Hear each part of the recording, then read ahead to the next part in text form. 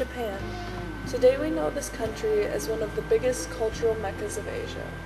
However, Japan would not be the country it is today without its rich religious and cultural history. While many different religions have influenced this nation, one thought tradition has seen long-standing success in Japan. That tradition? Buddhism. Throughout the course of history, there have been many religious innovators, but none have impacted Buddhism in Japan as greatly as the Zen master Dogen. Dogen was one of the few innovators of the Buddhist tradition that dared to reinterpret the words of former patriarchs and even the meanings of the sutras themselves. Dogen was born on January 26, 1200 AD into an aristocratic family, and it is said that they were related to the emperor.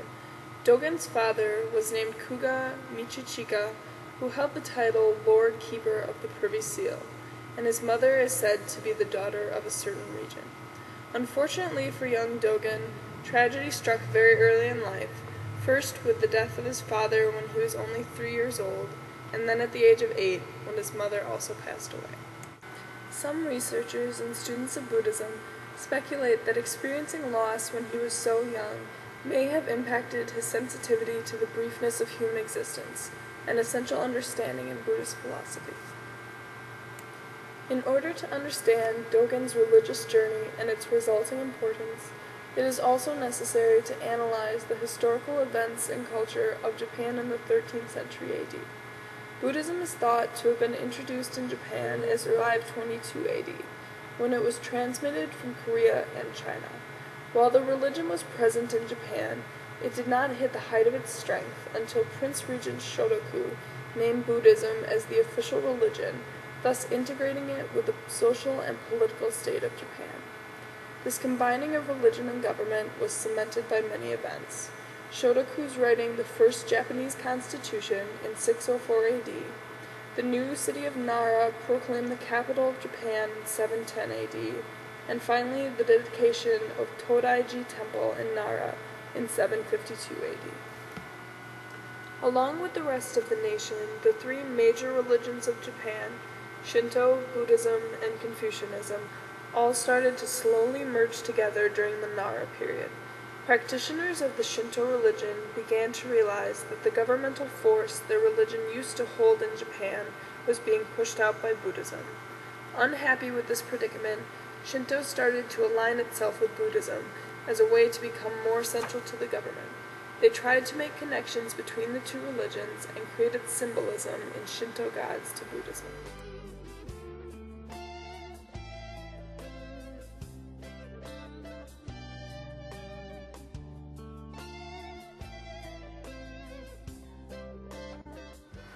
Confucianists, on the other hand, didn't have to trouble themselves too much with drawing such connections, because the two thought traditions seemed a more natural pairing.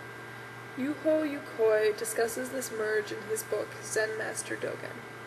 Confucianism was able to supply Japanese Buddhism with its practical ethical teachings, especially its emphasis on virtue.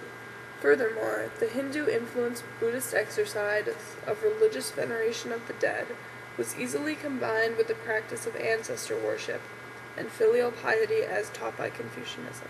The populace came to regard Confucianism as the teaching for the present life, and Buddhism as the way to spiritual bliss in the future.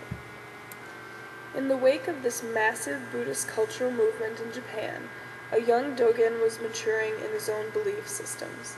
It was clear early on that Dogen was an exceptionally intelligent and philosophical youngster, and when he was only 14 years old, he freely renounced the world. Upon doing this, he was then initiated into the monkhood at Mount Hai, which was the major Tendai Buddhist learning center in Japan at that time. When he turned 18, Dogen continued in the monkhood, entering the monastery of the Rinzai Zen sect. After 6 years of intensive monastic study, Dogen found that he was still unsatisfied with the answers to his questions, or lack thereof, provided by the Rinzai sect. He decided at the age of 24 to travel to China in order to probe more deeply into Zen. One of the major questions he was hoping to seek an answer to was whether or not human beings were originally enlightened, or if higher enlightenment was something that had to be acquired. Tendai Buddhism, the area that Dogen had been trained in, emphasizes the former. But then why would people have to practice religion if they were already enlightened? While he was in China, Dogen studied intensively under the great Zen master Ju Qing. Having discovered satisfactory answers in China, he returned to Japan in order to found his new Soto Zen temple there. While the Soto school of Zen Buddhism was introduced to Japan during the Kamakura period, which lasted from 1185 to 1336 AD, Dogen returned with drastically new ideas about the meaning and practice of this Buddhist school. Once Dogen returned to his homeland, he resided at the Zen temple Kenneth, located in Kyoto, and got started spreading his new ideas. After about a decade, he founded the temple of Koshoji, which became the base of the sect. During Dogen's lifetime, within the Kamakura era, Buddhism in Japan began to make a steady shift towards fundamentalism. What exactly was Dogen teaching that was so revolutionary? Dogen's new Soto belief system accentuates Zazen more than anything else, which sharply contrasts to the Rinzai Zen sect that placed most of their emphasis on koan exercises. A koan is a paradoxical riddle that is used by Zen Buddhists to meditate upon. Basically, the point of the exercise is to make the meditator give up trying, and by that point their mind is open to their intuition instead of merely reason. Dogen was not intent on focusing on the koan anymore. He became very interested in trying instead to make complex esoteric theories attainable, so that every person could understand and practice this new simplified way. Buddhism strives to be a very universal thought philosophy, and while it is desirable for Buddhists to live a monastic lifestyle, there is no discrimination against ordinary lay people. Dogen wanted to be able to bring Buddhism to the everyman, and it was this vested concern in equality of humanity that drove the new Soto Zen sect. In order to explain these new philosophies more clearly, and ensure that they could be distributed, Dogen wrote 3 texts that were of great importance to the new movement.